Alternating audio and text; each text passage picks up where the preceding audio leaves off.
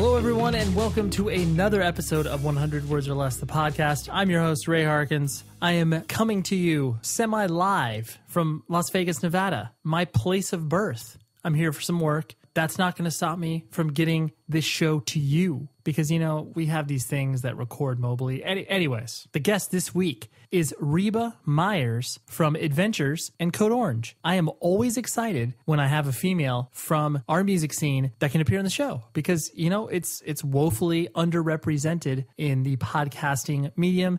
And so, yes, I'm glad when we can have these things occur. And a great conversation was had with her. More on her in a few moments. Indulge me in some business pleasantries. Visit 100wordspodcast.com. You can also email the show, 100wordspodcast@gmail.com. I'd like for you guys to kick back into the review system. Hop on the iTunes store, type in some nice words, leave some reviews. I would appreciate that. If you haven't done that, please do so now. I'll wait.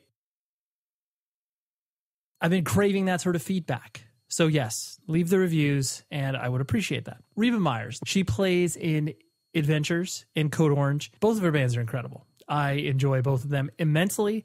I mean, the new Adventures record is spectacular. And I know that word is used often in regards to music, but it is really, it is potential top 10 of the year material for me. So we'll see at the end of the year if it lasts through all the rest of the stuff that has come out. But I've wanted Reba on the show for a while. It was able to sync up appropriately. Our schedules made sense. So I called her up and she was great. Like, I don't know. I had this impression of her that she was very, mild-mannered, quiet. The interview would be just kind of, humming along. But she did a really good job and she shared some great insights and perspective on what it was that she is going through currently and what has led her to where she's at.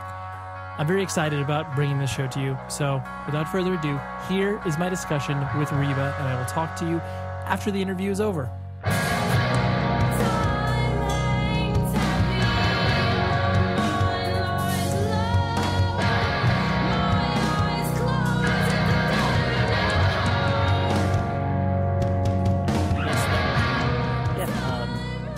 Even though we've never technically, I think, officially have shaken hands and been I don't think so. Yeah. No, we have not. But we've existed in the same rooms for quite some time. I think the first time that I really kind of, believed in what you were doing from the Code Orange perspective was when I saw you guys at, I think it was Fest 2011, where you played, I can't even remember the name of the small room that you guys played, but it was just Atlantic, whatever. I think. There you go. I was going to call it the Crosby, but yeah. But I just remember watching you guys. It was one of those things where it was like, you've obviously, like where you're at now, you're much better live, but it was like back then you guys were, very sloppy and in a very good, in a very good way though. Well, it was, you're welcome. It was one of those things where it was just like, and you in particular, I was like, you don't care about your body at all. Like you were hurting yourself. Like, the bang-over that I was feeling for you was evident. Because I presume once you start playing, you just basically don't even feel like you exist in your body, or are you conscious? Well, adrenaline just kicks in and you don't feel like pain really, unless it's like really bad. Does it? So like when you play, is it one of those things where it just like completely consumes you and you don't even like really recognize anything that's happening? Like I'd say like 90% of shows, yeah, until like right after you're done, then it hits and you're like, oh God. Like I can't like lift my head up. Right. Anything. But yeah, during the set, definitely it just you snap out of reality for a little bit usually. Right. It's a blur. Pretty weird. Yeah. Do you like that feeling? Yeah, definitely. I mean, that's why I keep doing it, I guess. Right. So I think there are times like I've played in bands for years and I empathize with the feeling where a lot of people that and I'm sure too where it's like, you strike me as a very, a shy person. And so people that maybe know you, just as Reba, as opposed to Reba from Code Orange or Adventures or what have you, look at you play and are just like, who the fuck is that girl? They get freaked out for sure. Yeah. With your parents, like when they first started watching you play, was it weird for them? Did they express anything to you? I mean, they got into it slower than some people. So I think they sort of understand, but I mean, they don't get it at all, really. I mean, my dad thinks it's cool. It's like a show. He thinks we put on a good show. Mm-hmm.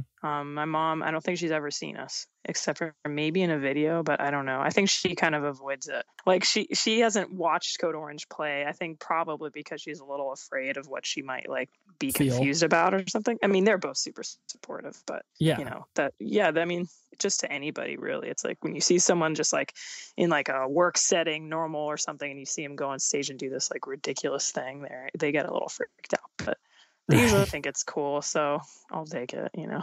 yeah. No, that's cool. You were born and raised in Pittsburgh, correct? Yeah, I was. Okay, like actually in the city or in the suburbs? In the city, yeah. I actually just moved out of my house like about a couple of days ago for the first time, really. So, Reba, you're growing up. Yeah, I guess so. I mean, I went to college for about a couple months, but that really counts.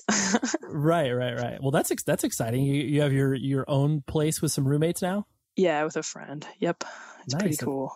That's cool. Just, I guess the general consensus of Pittsburgh is the fact that it's like, you know, working class city, roll up your sleeves and kind of do the work sort of thing. Absolutely. Is that's, you would agree with that statement? I totally agree. Yeah. Did you like your upbringing in Pittsburgh? I mean, it seems like it's not obviously like a cultural hub, but it seems like there's enough going on to kind of keep you occupied. It actually is, I would say, one of the most cultural places I've been to. I mean, it's smaller, so it's like there's, I guess you could say, less going on, but like in terms of like real niche like stuff, like whether it's like, you know, hardcore or jazz or theater or whatever, there's actually a ton going on, and it's all like really good. You know, like Pittsburgh Symphony is one of the best in the world, and just little things like that people don't really expect Pittsburgh to have. It definitely does, and you only really realize it when you grow up there. But yeah, it's pretty awesome. I mean, you know, my parents weren't like, you know, the classic Pittsburgh like working factories and stuff. You know, we're middle class. They weren't like working in factories or anything or like whatever. But you know, we lived in the city and went to city schools and stuff, and all of us did. So we definitely like see all sides of Pittsburgh. So what was your family structure like? Like, what did your parents do as you were being raised? My mom is a psychologist at the Pittsburgh hospital. Mm-hmm. And my dad actually teaches chess in like city schools and stuff, and like privately. It's pretty weird job, but wow, it's pretty cool. So did you are you a chess pro yourself? Do you know how to play, I presume? I'm not a pro. I was actually much better as a kid, I think. You know, I used to play all the time with him, and then I got other interests and stuff, but you know, I still play. It's fun. I've beaten Joe before. So. Did you do the time chess? Are you a fan of the clocked? I actually hated that. I hated it with a passion. It made me super mad because I always take my time with stuff, and the clock just like it stressed me out, and I would get so upset, and I would just lose every time. So. It takes a certain breed. I remember. Oh yeah. I remember when I first started to learn how to play like that. And it was just on tour with a band that we were on tour with, and the drummer was a chess aficionado, and he pulled out the clock, and I was like, oh shit, like I'll see what I could do with this. And I was the same as you. I first hated it, but then now if I play chess, I actually prefer that way because I feel like it's like the great equalizer. Yeah, that's true. Yeah, it makes the game even, I guess. But do you have brothers and sisters? Yeah, I have a younger brother who's actually really good at clock chess, and it always made me even more mad. Of course, if he beats you. Younger brother, you know, the competitiveness between us is pretty strong. Sure. But then I have an older sister. They're both 2 years apart from me, so we're pretty close. And then I have like 2 half siblings who are like 30, 31. So. Oh, okay. But your biological brother and sister are the ones that you would say you're closest to? Yeah, definitely. I mean, they're more my age, so I'm closest to them. But really, all of them I consider my close siblings. Right, your family for sure. And so were your parents divorced at some point? Like it wasn't my parents. It was the my mom was married. She had 2 kids, and then divorced, got remarried, and had us 3. Got it. My parents are, yeah. And so your what would you classify your upbringing as? Like you said, very middle class, kind of, suburban existence, or was it more of a definitely city? City life. Yeah, I just went to all like local schools for elementary, and then a middle and high school. I went to like a magnet school. You just like audition on something. I happen to play flute, so that's what I did. It's not like you could really just learn how to play like 5 notes and you play and then you would get in. It's really not. It's just the act of actually doing it. Mm-hmm. But it was cool. I got to play music for like, a little less than half the day. Me and Jamie actually both went to those schools, so it's pretty cool. So that's where you first met him? Yeah, 6th grade. That's adorable. Yeah, pretty cute. And he was doing drums, right? Yeah, he was doing drums. Okay, yeah, because I think I vaguely remember him telling me that story about the magnet school, but that's interesting that they were just mainly focused on the process of auditioning rather than the actual execution of it. It's like just, Yeah. It's not like college, you're not paying for like the best thing, but they just want to see kids who have interests and hobbies and try to push it, I guess. I mean, it's like, it's stupid in a way at the schools. Like a lot of kids who didn't really care. They just wanted to go to a good school, but had a good enough time, I guess. So where did the flute come into play? Was that something that your parents encouraged you to play, or did you kind of gravitate towards that? I guess I just picked it in elementary school. I actually really like it a lot. That's what I went to college for like a little bit, but it just like, if I could do both band and that, I would totally would. But with something like that, it's like you really have to do it so many hours of the day, and I just don't have that kind of time. But maybe at some point, I'll get it back. But I definitely do really like it a lot. It's just totally different, I guess. Yeah, absolutely. Were you first chair? Were you second chair? Where did you play from that perspective? It varied. Okay. Well, it's cool because I do think that there's something that's inherently unique about kind of, performing music in like whatever, a symphony setting, because it's so weird. Like it's not, if you've never experienced it, like anytime anybody brings that up, and I mean, I played clarinet for a year terribly and I was third chair. So that's the only reason that like I can bring that up. But if you mention that to anybody else, you're like, oh, are you first chair? They're just like, what are you talking about? Yeah. I don't even know what that means. It's very, very separate worlds, but they do, coming up in that world definitely helps be able to function in a band. You can kind of see things from a different perspective. So you strike me as a very, kind of whatever, quiet, introspective, shy girl. Was that kind of, am I correct in that assumption, or was that something that you, is that something you're like, hey, if you think I'm quiet and shy now, you should have seen me a few years ago? Like where's that? No, I would say the other way around. I mean, I used to be definitely extremely shy. Still have that tendency, but I think as we've had to do like more talking to people and stuff like that, it kind of depends on my mood, honestly. Like I drank a coffee this morning, so I'm acting kind of insane, I would say, more than usual. but if I'm like tired or anything like that, like I won't talk to anybody who I don't know. But I mean, once you crack me, I'll be plenty not shy. Right. I guess. But yeah, you're generally right in that assumption. Okay. Yeah. The only reason I place that on you is just based on the, the limited research I was doing, beforehand. And then obviously just kind of what I know you to be on stage and stuff. Like there's an element of, and this is, I put this more so on obviously the aura that Code Orange creates. It's not like you're going to get up there and tell jokes in between songs or anything like that. But, generally the entire band kind of keeps to themselves when you guys play, like for sure. And that's the agenda. I mean, with I Am King, and honestly, I think that was kind of a changing point in that, where we all just decided, fuck this, we're going to do whatever we want. Like be crazy as we are, like people just gonna like either accept it or just leave us alone. So, but for a long time we were a little bit shy on stage, not even shy, but we like kind of kept to ourselves. But I think that we're even coming out of that and going into a kind of a new thing now. So I don't know, I guess it depends on how you look at it, but yeah. So as you were kind of, coming up through, elementary school and stuff like that, were you solely focused, like music kind of consumed you from that perspective, or were you interested in kind of looking at other things even throughout like, high school and stuff like that as well? I mean, I always knew music was never gonna, leave or stop being my like actual main thing. I didn't know how far the band would go. I was always down to take it as far as it went. I think we all were since the beginning, which is why it worked out for so long. But, I had other interests. I wasn't, it's like, I wouldn't have gone to college if I didn't think I could have done something with something else. But, it's just about a matter of time. And as you get older, you realize you can't do everything. So at first I'm sure I wanted to do anything or lots of things, but right. Were you into sports or anything like that? Yeah, actually sports was a big one. I played soccer in high school, and I really wanted to keep doing it as much as I could, but yeah, I just ran out of time pretty much. Yeah. Music music and playing in bands has a tendency to do that to you. Oh yeah, for sure. Good or bad, I don't know.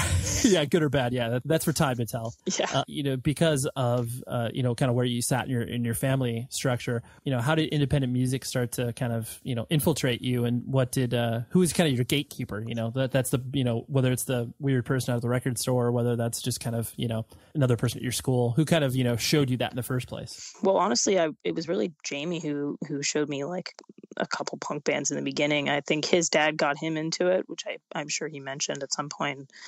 We just became friends really early because we both played music. I liked a couple of the same bands as him, but the less like independent ones, less like underground stuff. So we just like started. I think the first time we hung out, I played guitar and he played drums, and we just like tried to figure out covers of random bands. But he always was good with kind of keeping up with stuff and seeing what's like hot at the time or whatever, and like shows locally. So he kind of showed me a few things, started getting into it on my own a lot, doing, finding out about things. And then, with Kimmy around at the same time, we all kind of just together slowly started going to more and more shows and meeting more people. And then we started meeting more hardcore bands instead of punk, and went into it from there, I guess. So you guys basically all just kind of bounced off of one another? Yeah, absolutely.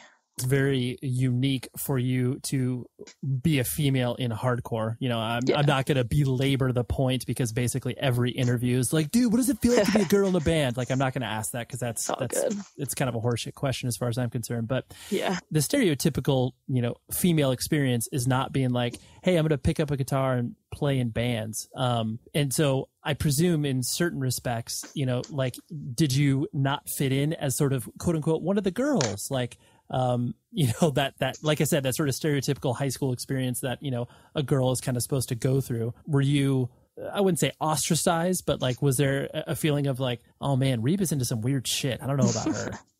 I don't know. I mean, I think that may be very true. I don't know if I really realized it at the time.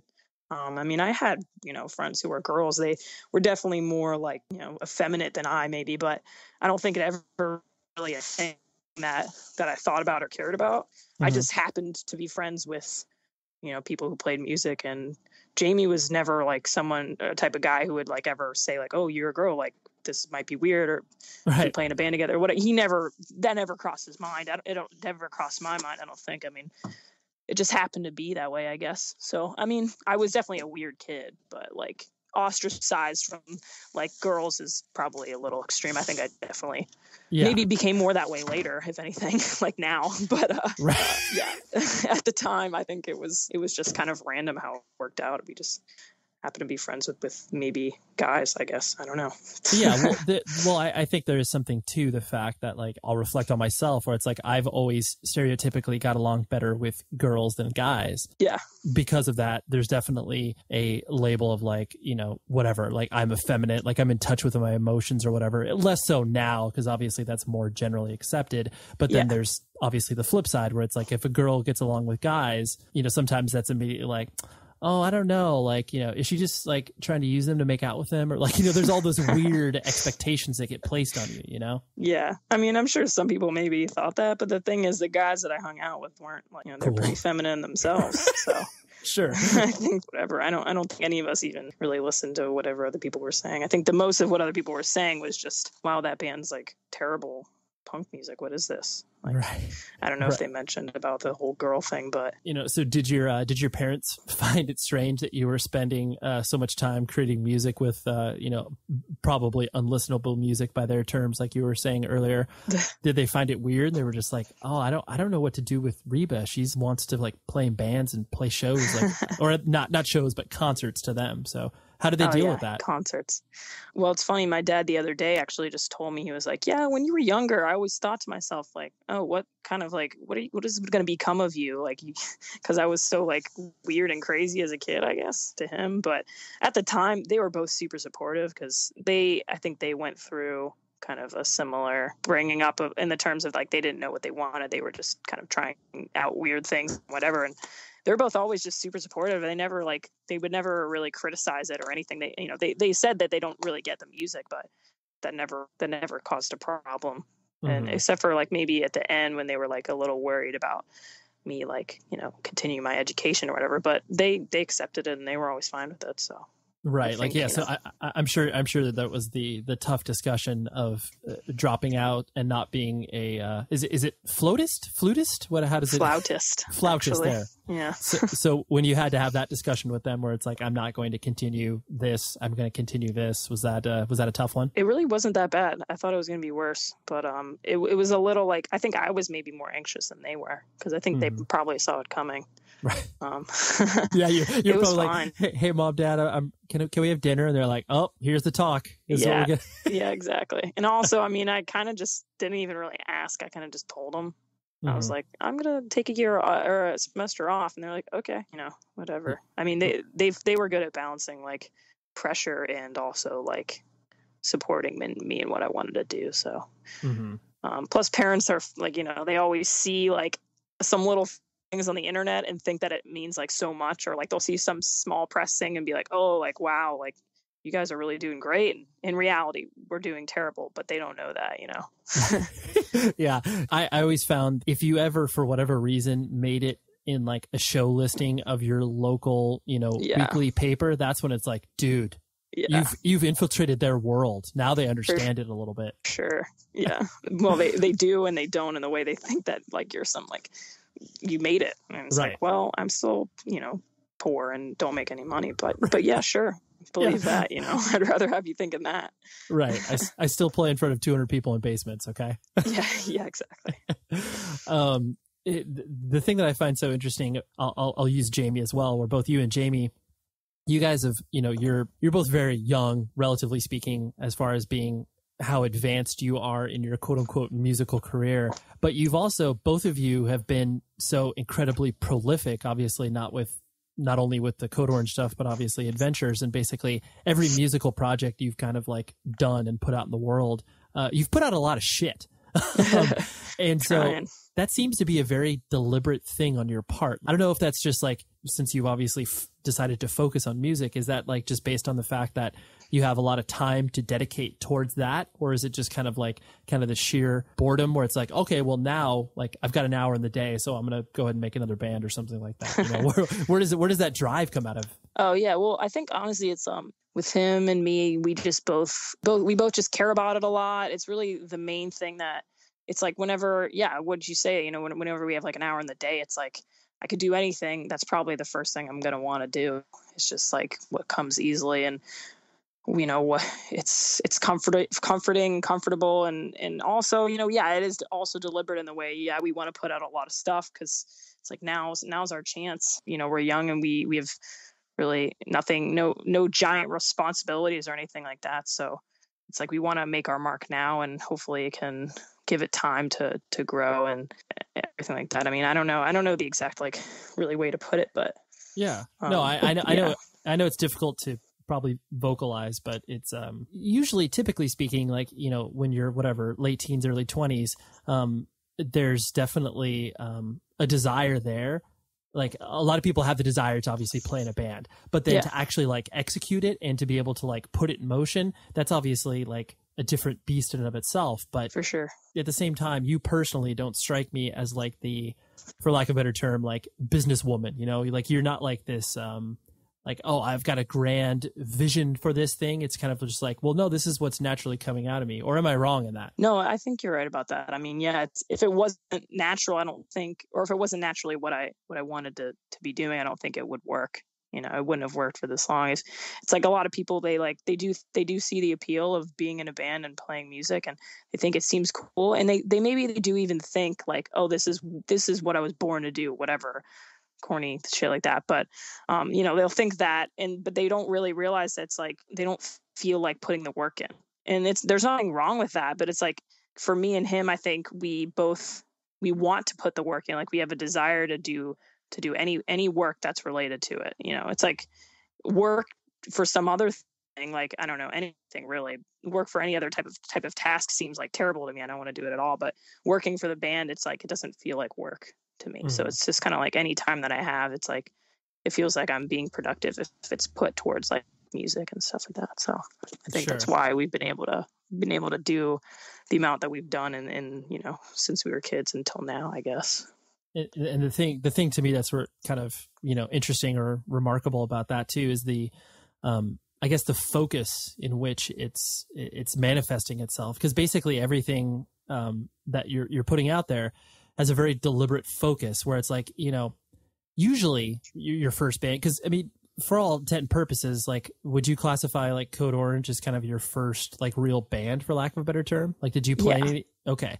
And like that, that's pretty unfair because usually you're supposed to be in a terrible band for a long time. I mean, we were, though. That's the thing. Well, that's true. You were a completely different. When you put out the 7-inch on Mayfly, how long had you been a band at that point? I can't. I'm not good with years. No, and it's stuff, okay. Well, yeah, but I mean, probably years? only like something like that. We had put out like 3 demos before that, something like that, maybe 2. Okay, and were that those are erased from the history? Right, and those were drastically different from what I recall from the conversation I had with Jamie. Those were drastically different for sure. But you could still tell it was the same people. It was just our changes were our interests in music were changing extremely fast at the time. So. Right. What were you, and I forget, what were you guys trying to attempt to sound like at that point? By the Mayfly 7-inch, you mean? No, by the demos that have been erased from memory. Oh, I mean, we weren't intending to do anything because we were just like playing what came to mind. But right. we listened to like street punk at the time, so that's just kind of what came out, I guess. Sure. Heavily influenced by the Casualties. Not them in particular, but yes, right. Definitely. Yes. Definitely stuff like that. Liberty Spike Punk, I get it. Okay. Yes, for sure. The point I was trying to make in that convoluted question was it's focus. Like you've been very focused in each project that you've done, like whether or not it's creating a specific aesthetic or for Code Orange, obviously a mission statement versus like Adventures, which is very consistent as obviously as far as the artwork and everything else is concerned. Like I don't know. I'm always perplexed by people that have focus at an early age. Like, was that something that always kind of, you obviously never really experienced kind of like, ADD or like you actually, all right, I'm backing up even further because I'm just realizing something else where like Jamie has the ADD and you have the focus. Like, would you? That's true. Good figure out on your part. I just realized that it washed over me where I was like, oh yeah, like I see. That's why you guys work so well together because true. Yeah. Jamie is all over the place. And so do you, that's the role you kind of play of kind of like wrangling him in, so to speak? In a way, yeah. I mean, he's not like totally, he has ideas all over the place, but he can bring it together. But yeah, definitely in a general sense, that's always how it was. Okay. Or just with like, what we need to do right now, like what needs to be done. I will get it to that, but he'll have like all the, the vision and stuff like that. He's like the vision guy. So, okay. He's the vision and maybe you're the, lack of a better term, like executor, where you're like, all right, let's put these plans together. Yeah, you could say it that way. I mean, Joe and Eric obviously have their whole roles in it too. So Joe's very, very much like an idea guy too. Him and Jamie are, super close. So that's usually the first person he'll bounce his ideas off of. And Joe will kind of be like the devil's advocate to him in a way. Mm-hmm. And then he'll bring it to me and I'll try to find ways to really like create that plan, Right. And Eric also will have his whole totally different spin on things because I think he kind of came from a different perspective growing up. So he then will have maybe a totally thing we didn't even think of, and he'll bring that into play. So it worked really well with the 4 of us.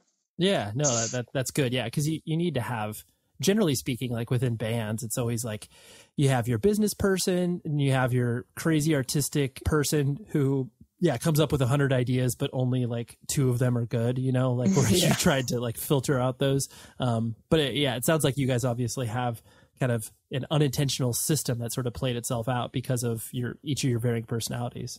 Yeah, for sure. And I'm sure again, this is me projecting, but I imagine it's really fun for you to obviously have these 2 distinct beasts, whether, Adventures I'm labeling, and then obviously Code Orange, where they obviously couldn't be drastically different as far as sonically speaking, but then in the way that you approach playing them live, and like they're just two, separate lanes. I'm sure it's just insanely fun for you to be like, all right, well, obviously Code Orange is very serious, and this is the way that it is, and then obviously Adventures kind of allows you to have more of a playground, I guess, for lack of a better term.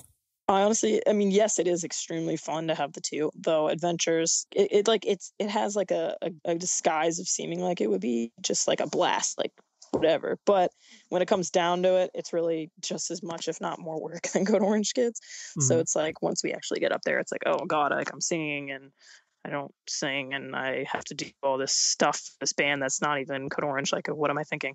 But it is really fun to have both like sides, just even musically, to be able to do so. It's totally worth it, of course. Right. Yeah. The different personalities that you can kind of exhibit in each band. Yeah, that's very, very fun. Definitely. Did playing live kind of come naturally to you, or is it one of those things just because, like we were referencing earlier, obviously being, some semblance of shy, was it hard for you to kind of get up there and play in front of people? I don't think I was ever like really scared to play in front of people. I think sometimes maybe, I mean, I don't know, it's hard to say now, it's hard to really remember, but I had to do it a lot as a kid, so I was able to handle it. It's definitely gotten a lot easier though as time went on. I was never really like shy though to go on stage. Maybe it was like awkwardness or something, but for some reason I never really thought of it as like people watching me. I kind of just was thinking of it as like I'm performing, like I'm gonna go perform. Like I never was like, oh, all these people are gonna be judging me. I don't even really think about them when I'm doing it. Right. So especially in the band, it's like you're up there with 3 other people, and it's like, that takes off a lot of the pressure on you. So it wasn't too bad. Not eyeballs on me. I have to presume that obviously when you, like you said, you started singing for Adventures, and like that sort of transition, was it a difficult thing to kind of initially understand and figure out how you'd be able to accomplish that? Yeah, it even became, I mean, I had sung a little bit before that with Kimmy and Joe in like a little band we had done, like in any real way. Yeah, it got harder as it went on, because it's kind of like I started realizing how difficult it really is to sing, especially like live, and do it good. So it's like even now, maybe I'm at greatest like nerve point of like, wow, like I really need to learn how to do this. But yeah, I mean, I don't know. It's fun though. It's a cool challenge, because anything that's like that I didn't start doing or have real training to do, it's like it's really on me to learn how to do it. So it's kind of like it's like a fun challenge, and it's definitely can be stressful at times and disappointing at times, even just comparing yourself and your ability to anybody else. But I'm not worried about it, and I'm always going to just do it, and it's fine. So hearing the way that you kind of describe obviously the creation of music, and just looking at other previous interviews, you seem hard on yourself. Are you hard on yourself? Like, are you kind of your own worst critic, or do you is that something that is just kind of part of the process for you? I mean, yeah, it's hard to say. It's hard to really like look at myself that way, but yeah, I'm definitely hard on myself. I think we're all kind of hard on each other too. So there's a lot of tension going around with that type of thing, which is good and bad. But yeah, I don't know. I mean, I try not to be, because there's really no point in doing it in a negative way. But I'm always going to be critical of myself and my abilities. I think that's the only way that that you'll ever really get better. Because if I just think like, oh yeah, I'm good at this, like good enough, like whatever, then I'm just not going to get better. So, yeah, I'm definitely critical. Right. Yeah. You hit on an interesting point there, where the creative tension in a room when you're obviously working on something together is something that's so, like if you've never seen it, like you almost interpret it as like, dude, they hate each other. They fucking hate each other right now. For sure. And because you've known basically everybody that you have played with in both bands for quite some time. Yeah. How do you kind of delineate that tension? Like, are you just able to be like, all right, I got to leave these people alone for a few minutes? Like, I got to like, how do you, is it, you just kind of like take the temperature of the room and realize like when you can push and when you obviously can have to hold back or whatever? Yeah. I mean, I don't know. It's like, it's a constant struggle for all of us. I think me especially, but, yeah, try to walk away from it can be good. But sometimes it's good to just kind of hash it out right then and there. Mm-hmm. It's best when it's, when it's clear to everybody that the argument is within the context of the band and doesn't become personal. So just kind of expressing that it's not personal can help. But I think honestly, I mean, hopefully now it's starting to get better. I think it's recently even we've started to be a little bit more mature about it. As Mm-hmm. kids, we would just get so heated, and it would be pretty insane. But did you meet, like, I would imagine, just using my own personal experience, I would imagine sometimes it devolved into personal insults being thrown at one another. Well, you're stupid. I mean, obviously that's for sure. Yeah.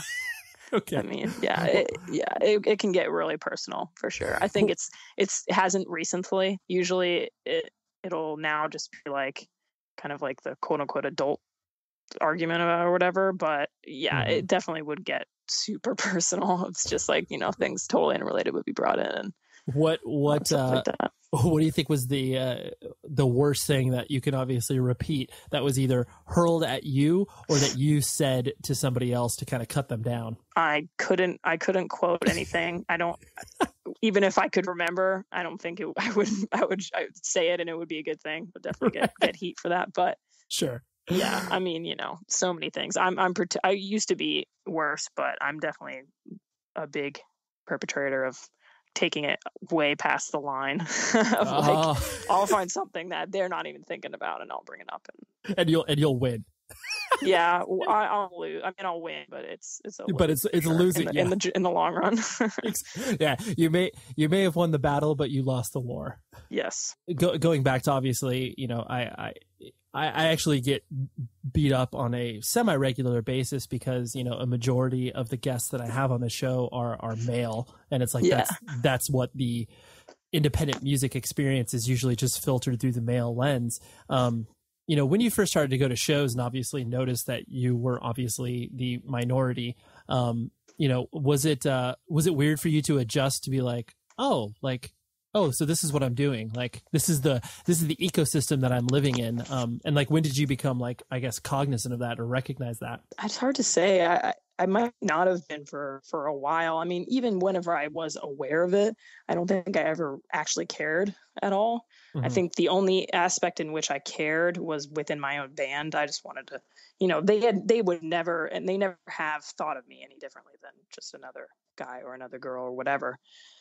But to me, I would definitely have like things in my subconscious where I was like, like I got to be really fucking good. I got to try really hard. Otherwise, like they're going to just dismiss me as like some girl who is trying, but it sucks, which is totally stupid. But that's just kind of how women tend to feel at a young age, like self-conscious. But yeah, I mean, I don't know. I probably was aware of it always, but I don't think in terms of like actually like the scene or the shows, I don't think I ever cared if I was like just one girl amongst 1 to 20 men or whatever, Mm-hmm. And this is something that I've actually posed to previous people, previous females that have been on the show, from Brianna from Tiger's Jaw, and something that I personally struggle with, because I know I've done it myself, but then I also recognize this in, I'll use an example. Like, so, I was preparing to speak with you and whatever, was looking at, various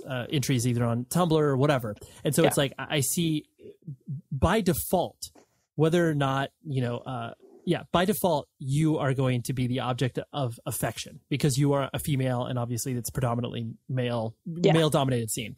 Yeah. So like, when did you kind of first recognize that? And I presume that's kind of a weird concept for you to kind of wrestle around in your head of like, oh, guys are going to think I'm hot because I play guitar and I stand on stage. Like, when is that something that you obviously recognize or struggle with? Or is that something you just like, I got to fucking ignore that? Probably. Yeah. I got to fucking ignore that. But, yeah, I don't know. I mean, there was always like some weird things said, but I always figured it was just like kids being dumb, especially on the internet. The amount of kids that would actually go up to you and say something weird is like pretty minimal.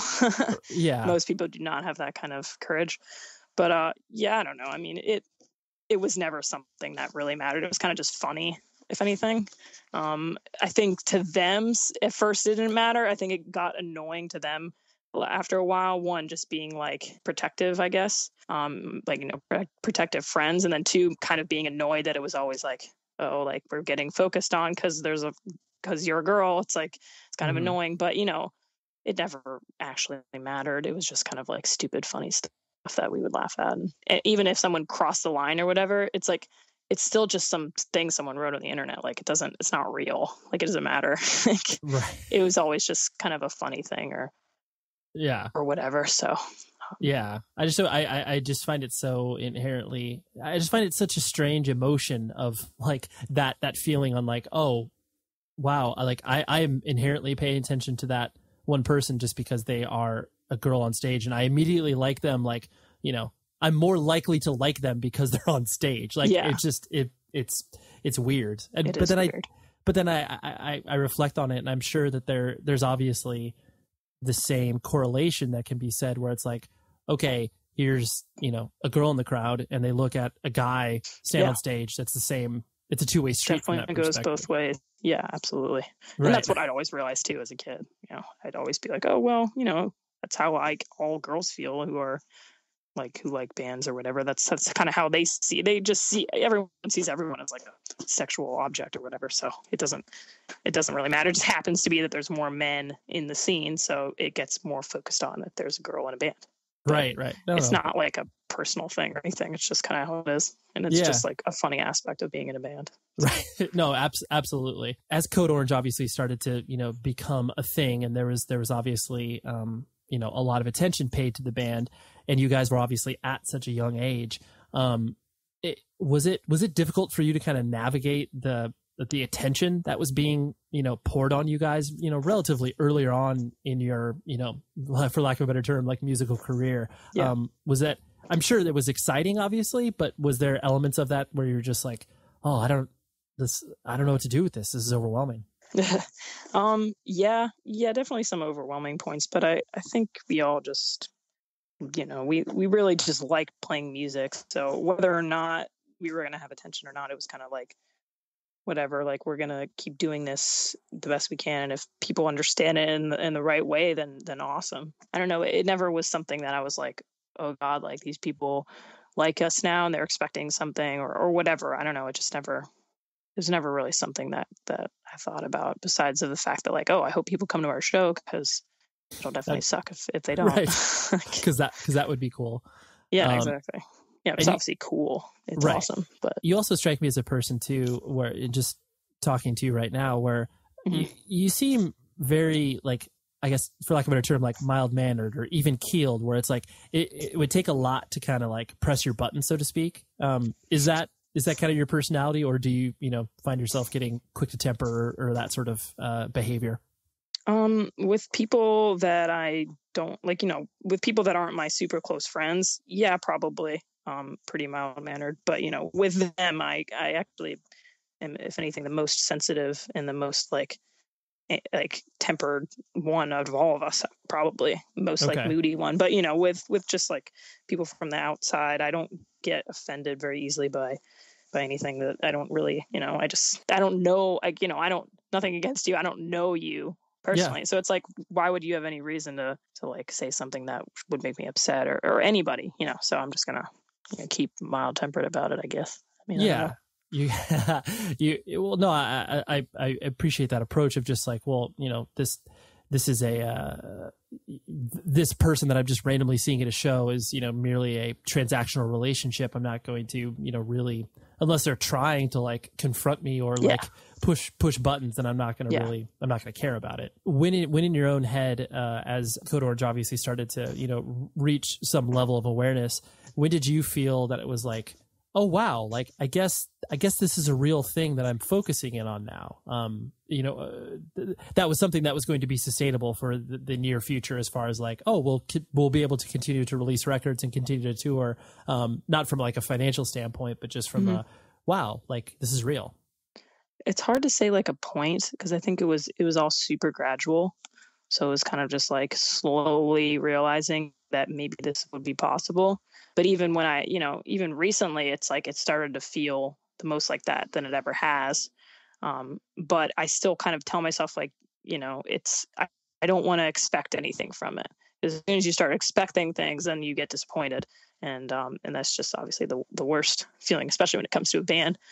So, recently, especially, like, we've been having a lot of opportunities come up, but it's always good. It's always important that I think to think, like, because this has been going up since we were kids. It's only been going up, which is awesome.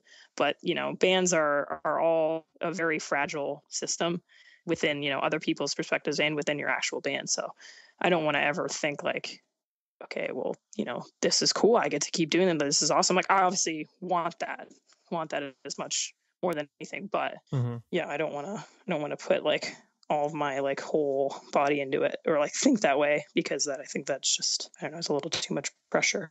Sure. But plus it's a practical approach too, because typical history of obviously, bands that are playing, aggressive music is it's like you said, it's volatile. It's like you could be the coolest band ever on your second LP, and then by your fourth LP, people are like, that band's the worst. And it's like, you can't, you're subject to so much. Yeah. You're subject to so much criticism that it's impossible to, change with the tides and change with the times continually. Sure. Yeah. So you're a practical person. That's what I think you are. Definitely trying. I mean, within like our personal selves, like as soon as we put out our first record, I was like, wow, this is like a real thing. Like I could do this. And as soon as we put out I'm King, I was like, wow, like we actually put out something that we are proud of and that we really like love. So just of us, like, it's always kind of been like a real thing. And like, oh, I know this is real. In terms of like the outside world, I don't know. Probably never will be, I guess. But whatever. Yeah. You'll never have that level of satisfaction where it's just like, all right, well, I think I've done it. I think we did it. Right. Yeah. Considering you've obviously like I was referencing earlier, you've been incredibly prolific. What other styles of music that you personally, barring, like, say I was able to give you an additional, 24 hours a day, what sort of musical stuff would you like to pursue from that perspective? Because your tastes obviously are pretty varied, and I think it's interesting because you are young, and typically younger people don't have, I guess, as wide of a musical palette as I think, you and obviously your friends have been raised with. So anyways, what sort of other musical stuff would you be like, hey man, I would just love to focus on the flute, what would you want to do? Definitely that is one of them. But I mean, there's so many things, like so many things that are even would be embarrassing, I'm sure to say, but like there's stuff that even, I know that I cannot do and that it makes no sense. But if I was like a different person, I totally would, because it sounds like it would be a blast. Right. But I mean, in terms of stuff that's like doable potentially, probably like, I don't know, like a real folk type thing, which I kind of had for a while, or like, a shoegaze thing, really anything. I mean, it's hard. It's like you can do stuff for fun, even if you have the time. Yep. But to have it make sense with your other stuff, and to have people not just be like, oh, another band that they're doing that makes no sense. Like you can't just like have it all, because obviously, it has to fit. But if I had the time and if it was just for fun, I would just, I don't know, a folk band or a shoegaze band or just straight punk band. I'm sure like a metal band, anything, literally anything. Right. I would say like R&B or something, but that's not, I can't pull that off, obviously. But anything, literally anything. You would be game to everything as long as it's kind of within your wheelhouse.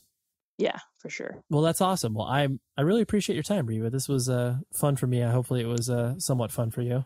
For sure. It was a little change of pace from the, hey, where did you get your band name from? Yeah, I mean, it's good to learn a little about yourself in an interview. It's kind of interesting. Yes, it is. Sweet.